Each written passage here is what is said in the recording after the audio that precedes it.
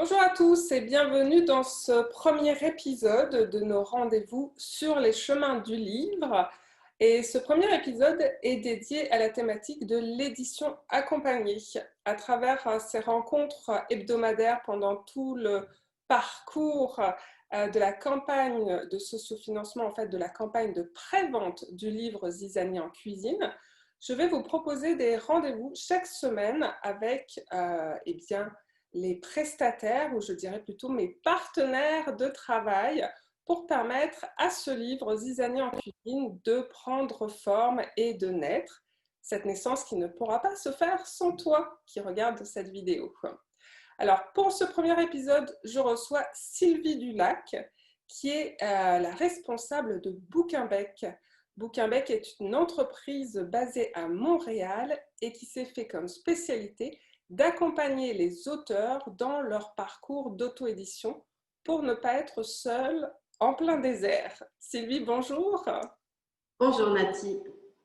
Alors, Sylvie, premièrement, peux-tu nous expliquer qu'est-ce que c'est Bouquinbec? J'aime beaucoup ce nom, j'ai apprécié le jeu de mots bouquin et Québec, mais qu'est-ce qui se cache derrière Bouquinbec? Alors, il se cache une entreprise familiale d'abord, puisque je travaille avec mon conjoint et deux de mes fils. En fait, Bouquinbec fait partie d'une famille qui s'appelle Rapido Livre. Rapido Livre étant une entreprise d'impression, court délai et court tirage. On travaille avec de nombreux éditeurs, à la fois québécois, mais aussi canadiens d'une manière générale. Donc, on imprime aussi bien en français et en anglais. Et puis, sur le parcours de Rapido, il y a eu une rencontre avec une petite entreprise qui s'appelait Bouquin Plus à l'époque et qui a été rachetée par mon mari, ce qui m'a permis de venir travailler avec eux, avec donc mon fils et mon mari. Et donc, Bouquin Plus, c'était une solution d'édition pour les auteurs. On a racheté ça il y a 4 ans maintenant. Donc, on l'a rebaptisé puisqu'on l'a beaucoup transformé, modernisé, etc. Et c'est devenu Bouquinbec avec beaucoup de réflexions, se demander comment on pouvait ne pas trop s'éloigner de Bouquin Plus, puis en même temps vraiment ancrer notre marque dans le Québec. Donc c'est ça. Et puis c'est donc une offre d'auto-édition, mais accompagnée. Donc moi je suis la référente sur tout le long du projet.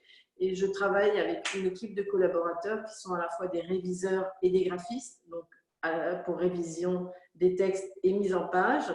Et ensuite, on imprime. Donc voilà à peu près qui est Bouquinbec. Il y a quand même, donc maintenant il y a aussi Canin Books, le petit frère de Bouquinbec, qui est la même offre mais en anglais. Et au total, on travaille avec une équipe de collaborateurs qui tourne aux alentours de 25 personnes. Voilà.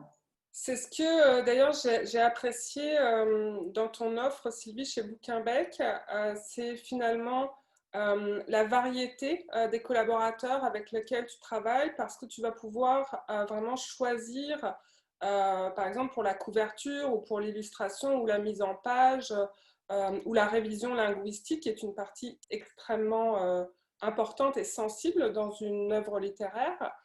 Tu vas pouvoir aller les choisir en fonction de leur sensibilité personnelle, de leur personnalité, puis de leur goût littéraire aussi, plutôt que d'avoir qu'une seule personne qui va faire tous les genres et tous les styles. Ben, c'est sûr. Et puis, il faut savoir qu'en édition accompagnée, chaque projet est vraiment différent. Puis, il n'y a pas de ligne éditoriale, contrairement à dans une maison d'édition où il y a des standards, des couvertures, parfois même des sujets, parce qu'il y a des maisons d'édition qui sont spécialisées dans les romans historiques, etc. Donc, nous, on n'a aucune spécialisation. Tous les projets sont les bienvenus et on a un plaisir fou à découvrir à chaque fois des projets différents. Puis nos collaborateurs aussi. C'est vraiment pas du tout routinier, c'est toujours une aventure. Oui, je sais que tu acceptes toutes sortes de projets puisque nous en avons deux en cours. Mais pour l'instant, je ne dirai rien sur le deuxième qui est totalement différent de Zizanie en cuisine. Alors, comment est venue cette idée finalement d'accompagner les auteurs en auto-édition?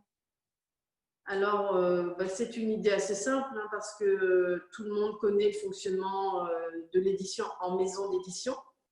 Cependant, avoir un manuscrit qui est accepté dans une maison d'édition, c'est pire que le parcours du combattant parce que les maisons d'édition sont submergées par les manuscrits. Ont, comme je le disais tout à l'heure, des lignes éditoriales. Donc, il y a un certain nombre de manuscrits qui n'entrent pas dans leur ligne éditoriale. Et puis, pour elles, il y a un travail de tri à l'entrée des manuscrits, ce qui fait qu'il y a un délai de réponse qui est absolument immense. Les auteurs peuvent ne pas recevoir de réponse avant 6 mois, voire un an, voire plus.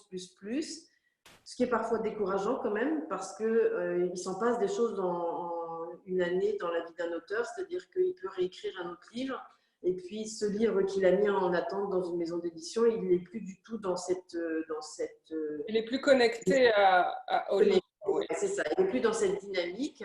Donc, il y avait une grosse demande d'auteurs comme ça, avec des manuscrits qui étaient prêts à le publier, mais qui n'avaient pas de réponse adéquate.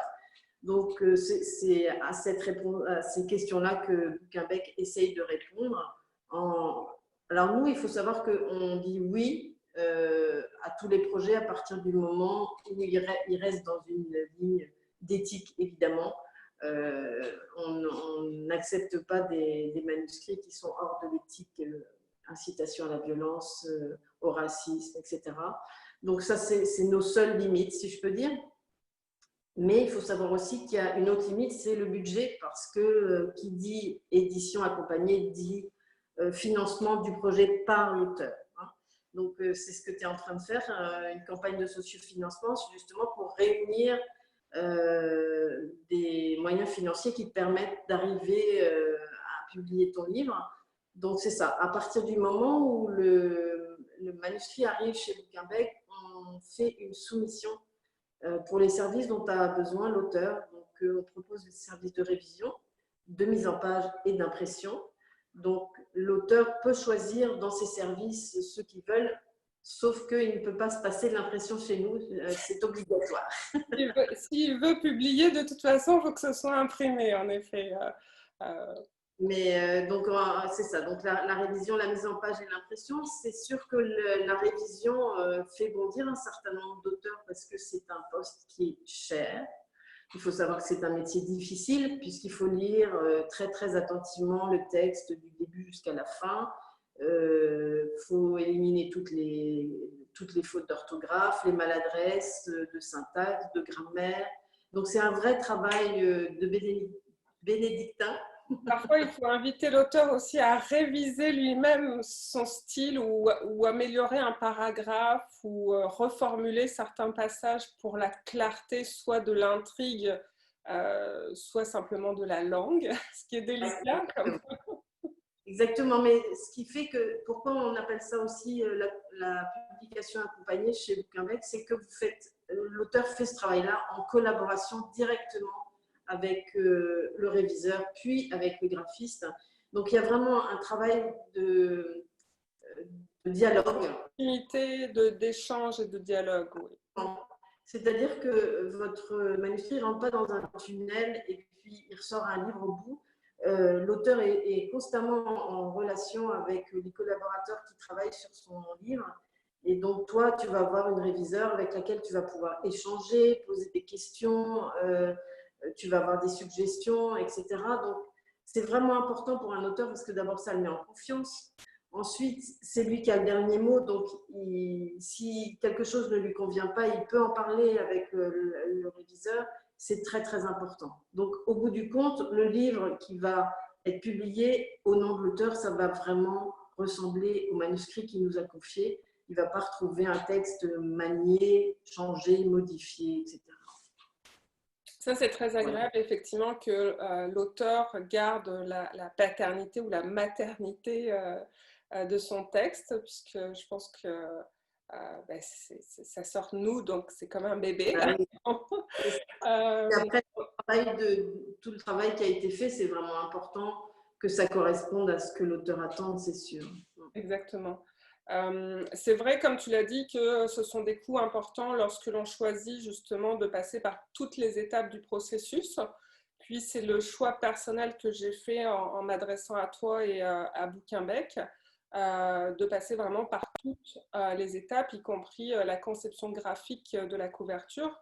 Celle que je présente à l'heure actuelle pour la campagne de prévente, c'est un montage que j'ai fait moi-même. La couverture finale ne va pas ressembler à ça, puisque c'est une graphiste spécialisée qui va s'en occuper et qui fait partie de tes collaborateurs. Et c'est ce qui explique aussi les coûts et le fait que personnellement, j'ai établi le seuil de ma campagne à une prévente de 500 livres pour absorber justement tous ces différents coûts. Ce que je trouve intéressant dans l'édition accompagnée, justement, c'est que selon les choix de l'auteur au niveau des services que tu proposes, on peut aboutir à un livre qui est un produit fini totalement professionnel et qui n'a pas à rougir des livres édités par des maisons d'édition. Non, tout à fait. Et puis, bah, justement, comme je le disais en introduction, comme Bouquinbec enfin, fait partie de Rapido Livre, qui est vraiment, dont la spécialité est vraiment l'impression. On travaille pour des éditeurs, donc la qualité d'impression est vraiment, vraiment excellente, très professionnelle.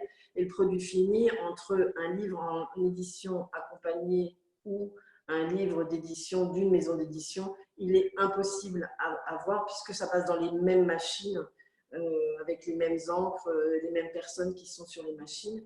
Donc vraiment, ce sont des produits extrêmement professionnels. Oui, oui, il n'y a pas à rougir d'avoir choisi cette voie, c'est clair. Oui, je vais ou peut-être tu peux le faire, Sylvie, marquer la différence entre, je dirais, l'auto-édition classique, où l'auteur va tout faire lui-même sauf l'impression, puis justement l'édition accompagnée. Pourquoi un auteur va choisir l'édition accompagnée plutôt que l'auto-édition classique?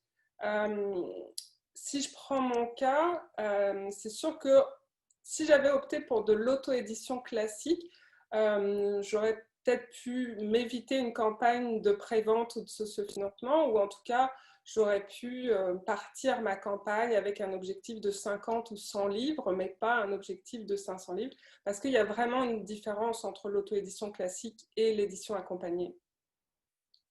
Alors, l'auto-édition, ça change beaucoup. Hein. C'est un monde qui est en évolution là en ce moment, beaucoup, beaucoup. Puis ça a été sûrement, on n'en a pas encore les conséquences aujourd'hui, mais avec ce qui s'est passé cette année, probablement qu'il va y avoir des répercussions sur le long terme, mais aussi au niveau des maisons d'édition, hein, parce que les libraires ont été fermés quand même pendant des mois. Donc, c'est quand même le principal débouché pour les ventes de livres. Donc, c'est vraiment un métier qui est en ce moment en pleine expansion, en plein renouvellement, en plein changement. Donc, l'auto-édition classique, en fait, il y en a plein de formes d'auto-édition. Hein. Il y a des gens qui mettent leur livre dans un logiciel et puis il sort un livre au bout.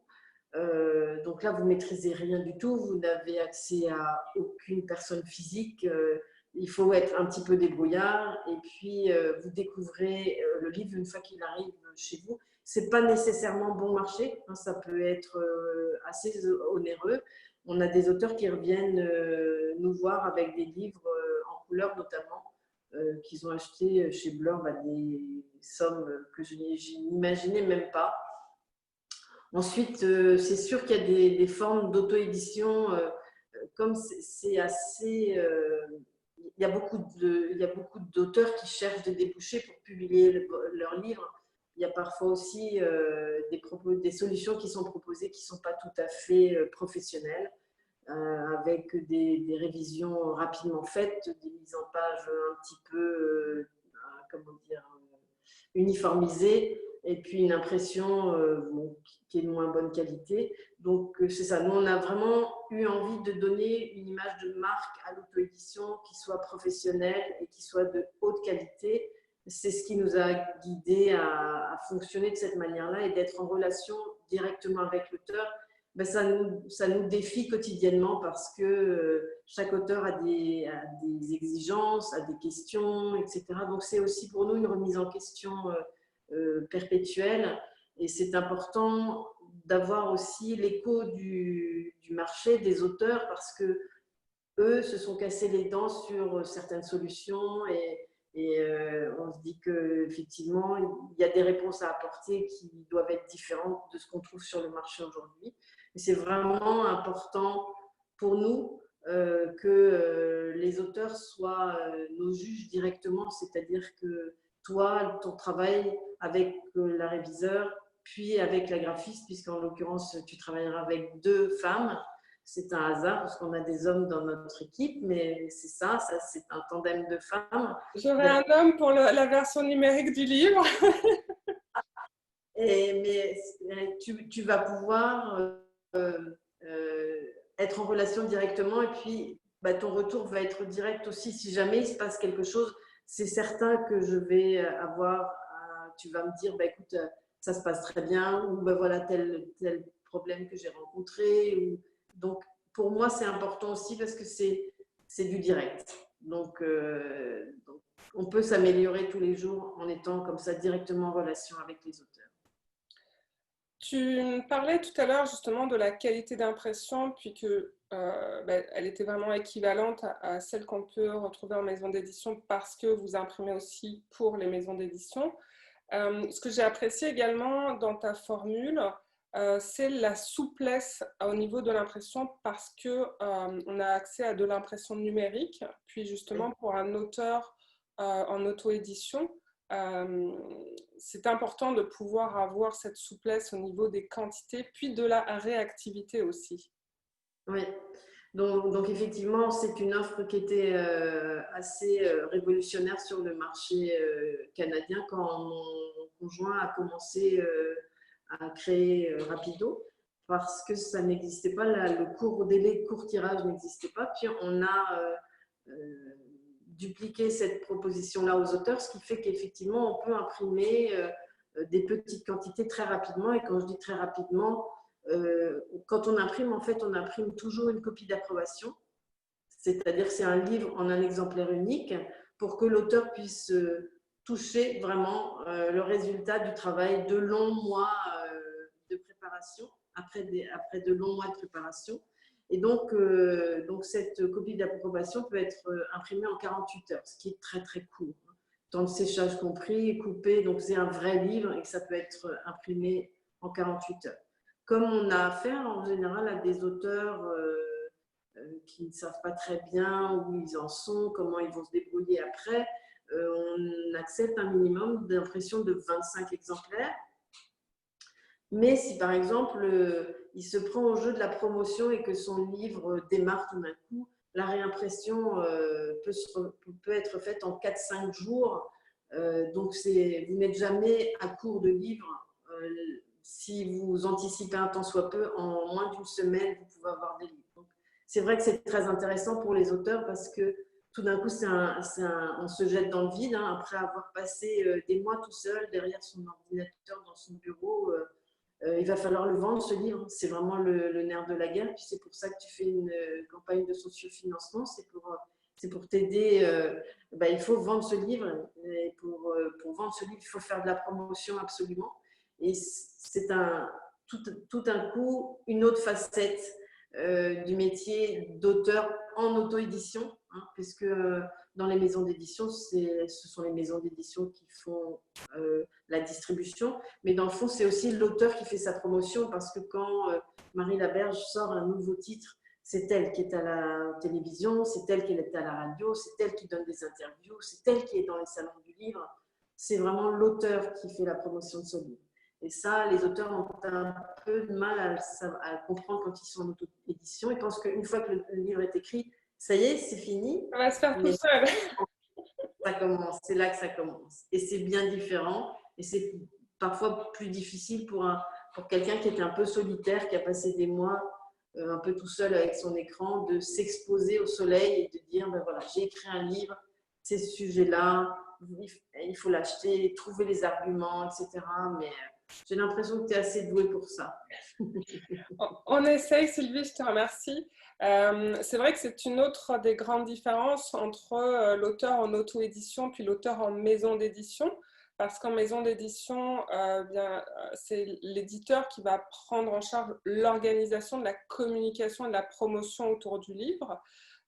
Donc, tu citais Marie Laberge, mais si elle est sur le plateau télévision, c'est qu'au-dessus, son éditeur a tout organisé, puis elle arrive le jour J, entre guillemets, alors que pour l'auteur en auto-édition, il a tout à faire, tout à inventer, tout à créer. Puis, le nerf de la guerre, entre guillemets, j'aime pas tellement cette expression dans le cadre de la création littéraire, mais ça va être le bouche à oreille. C'est vraiment ça qui va faire la différence fondamentale pour un auteur en auto-édition. C'est que les premiers clients, les premiers lecteurs en parlent, puis le réfèrent, puis le recommandent. Et je sais que pour moi, dans cette campagne de pré-vente de Zizanie en cuisine, c'est absolument fondamental. Si ce processus-là n'a pas lieu, le livre ne naîtra pas. Donc on est aussi dépendant de cela. Et effectivement, c'est un tout autre métier, puis ça demande, je dirais, même beaucoup plus d'énergie que d'écrire. Ça demande une énergie différente en tout cas, puis une énergie visible.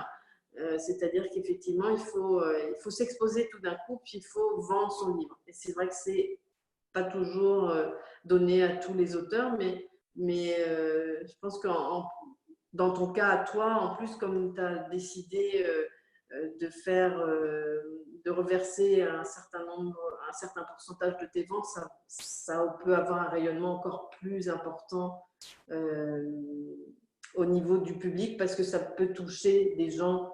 Cette cause-là, forcément, touche des gens, beaucoup de gens, en tout cas dans ton entourage, voire au-delà. Oui, ben, je te remercie Sylvie.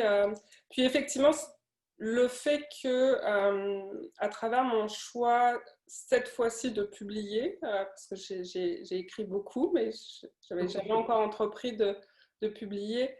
À travers mon choix cette fois-ci de publier, j'ai vraiment, vraiment voulu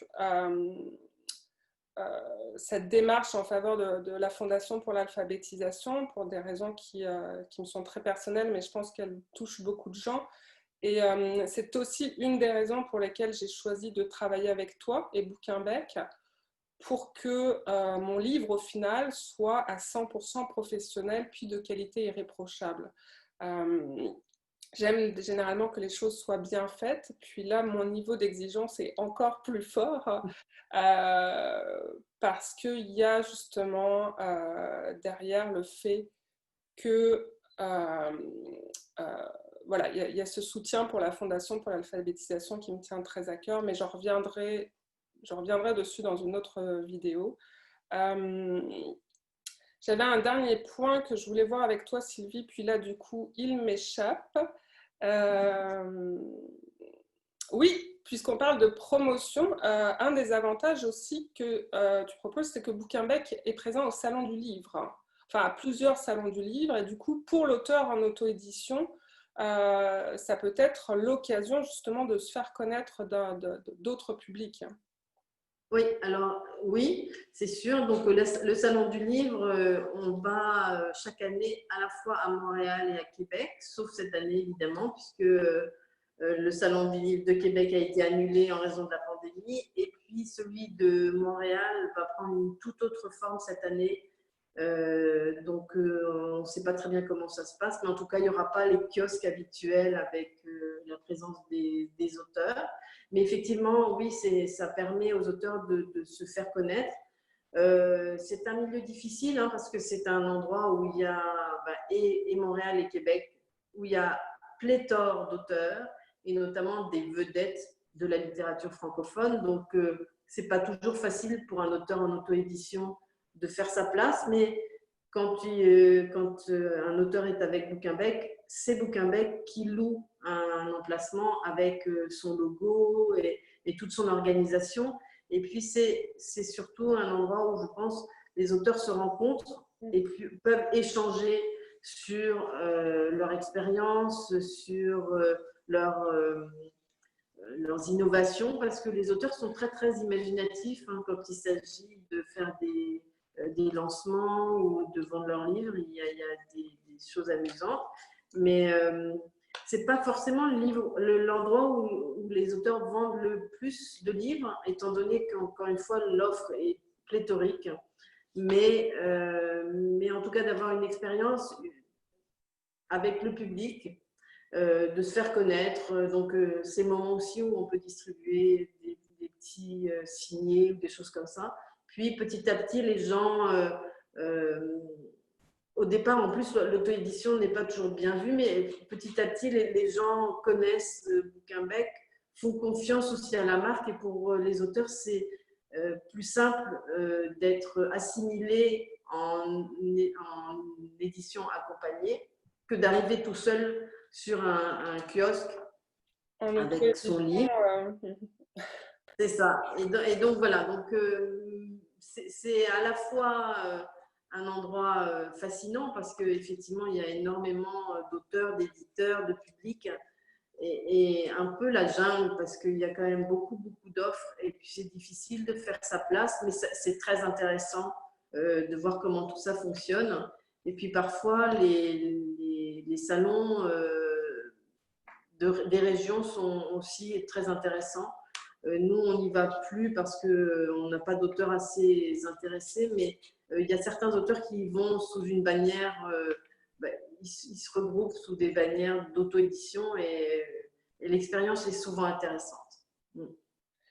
Dernier point que je souhaitais aborder avec toi aujourd'hui, Sylvie, puis qui fait vraiment partie des défis d'un auteur en auto-édition, c'est le référencement en librairie. Souvent, il y a beaucoup de libraires qui, de toute façon, disent « on ne prend pas d'auteur en auto-édition ».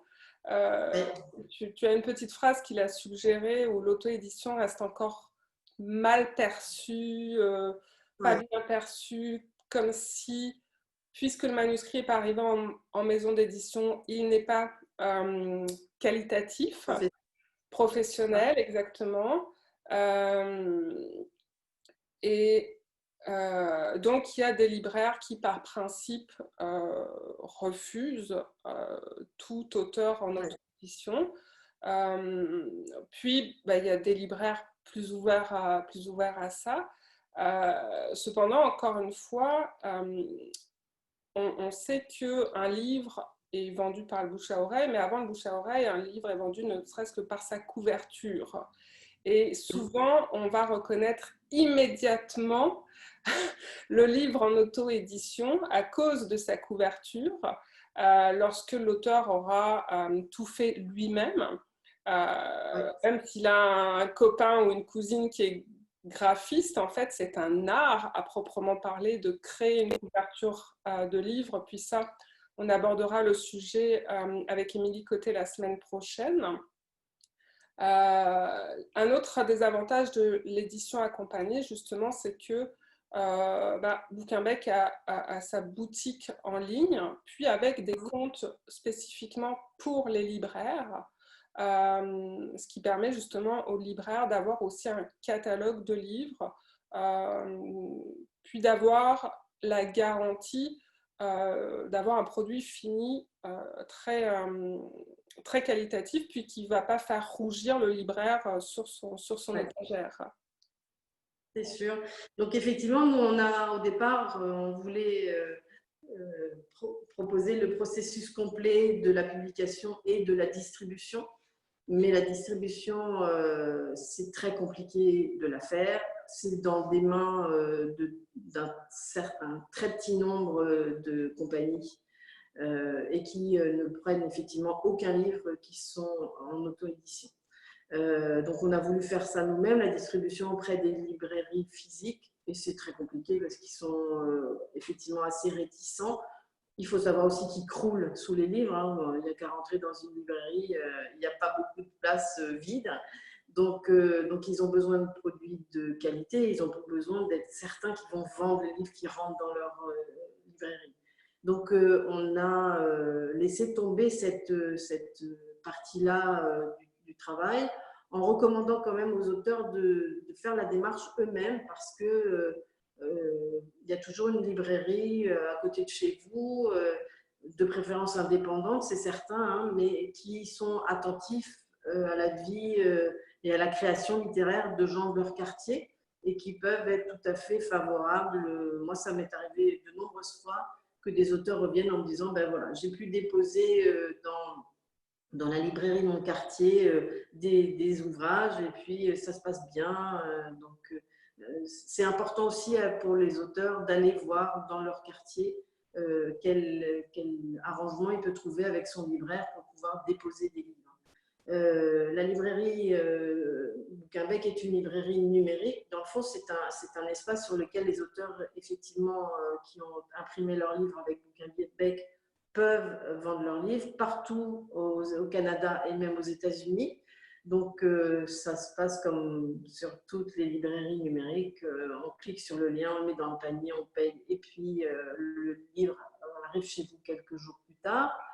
Et effectivement, les libraires ont accès à cette librairie en ligne et peuvent commander comme tous les particuliers qui rentrent sur la librairie en ligne.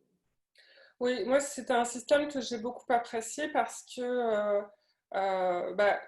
chez nous, à la maison, on a déjà toutes les pièces qui sont envahies par des livres, ceux qu'on lit. Alors, je me voyais très mal rajouter des cartons de livres, les miens, pour ensuite prendre ma brouette et aller les distribuer. Donc, le fait de pouvoir avoir seulement quelques exemplaires de mon livre pour les montrer, le faire découvrir, puis qu'ensuite les gens puissent aller le commander directement sur ton site internet, y compris les libraires. Ça m'arrange beaucoup parce que je connais un certain nombre d'auteurs en auto-édition puis qui se sont fait des muscles au bras à force de porter leur carton de livres. Donc c'est un autre des avantages.